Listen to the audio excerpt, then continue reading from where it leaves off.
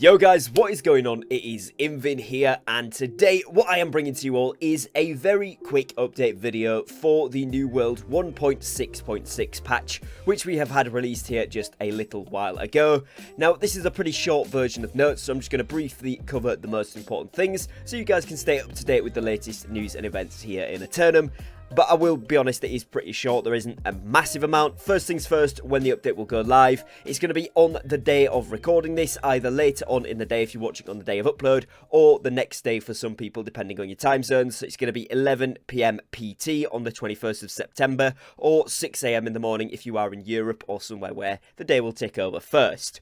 Now, what we can expect to see then, so combat and AI, we've got a couple of fixes here, but essentially there was an issue where players wouldn't receive a respawn screen sometimes when they were dying. Hopefully this is now fully fixed. It is a speculative fix, as it says at the top here, but hopefully this has addressed it. Also, you'll see here that they fixed an issue with the game mode scoreboards not displaying for players who join an in-progress war or invasion. This is particularly important for invasions because people do swap in and out a lot, particularly at the start, and also for wars if players are subbed in later on in the game for whatever reason there, if people crash or such the like. It is really good that it updates and actually shows how well those players have done, which is fantastic. Now, also, there's some other crash invites there that they've fixed up, which is really good. One thing with expeditions they've done is fixed an issue that could prevent Nareed's encounter from starting in Barnacles and Black Powder. Personally, I didn't experience this. However, I have seen clips of this on Twitter, so thankfully this is now going to be patched. Also, on the economy and progression side of things then, few things to fix up with the housing issues and things that prevented players from interacting with one side of the housing and bed item, which was odd, but that's gone. And also stained glass will now properly display the colours, so you can get your nice pretty ornaments going properly and your nice stained glass windows actually displaying as they should do, which is very, very cool. Next, we're looking at world experience, where they have fixed an issue that caused the event lore notes from the summer villages to linger around even while the event wasn't there. So essentially the summer medley fair, you could still get some of those lore notes, the little blue pieces of paper and books around the floor. Now they have actually disappeared. As well as that, they fixed an issue that prevented the medley fair fishing pole rewards from functioning after the event had ended. They should now be functioning properly, so if you do have a summer medley fair fishing pole and you've been wanting to use it but it hasn't been working, now you should be back in action, so go ahead and get fishing with those. They've also fixed an issue where new characters would sometimes be erroneously placed into a standby queue even if there was ample capacity to accommodate them.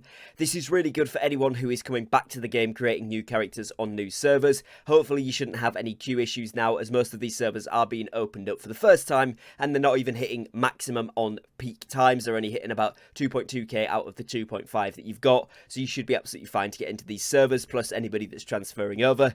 And also, they've fixed an animation issue when interacting with the bed housing items, so lots of stuff done with the housing items, which is probably good ahead of the Halloween update that we're going to see hopefully next month.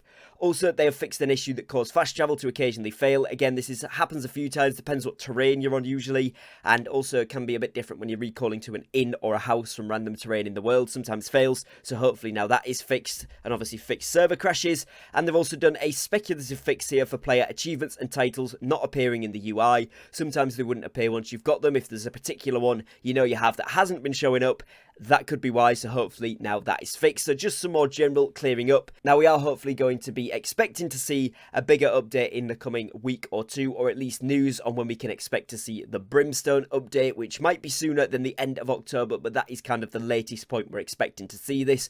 Obviously with the Halloween event kind of fitting in with that, of course, being involved in the PTR, it means we should be seeing that update before the end of October. So hopefully we'll get news on that within the next week or so. Also in the next week we should be seeing some release of the dev update video for September, which is going to have a ton of really, really cool update information and Brimstone Sands type secrets that they said they were saving for this particular dev update video. So I'm very excited to get hands on with that. Of course, I'll bring all of that stuff to you guys fresh here on the channel as soon as we get hands on with it. So do make sure you are dropping a subscribe down below. Drop me a like if you do find these little update videos helpful. Hopefully you have enjoyed, and I will catch you guys again very, very shortly on a brand new upload. So take care and peace.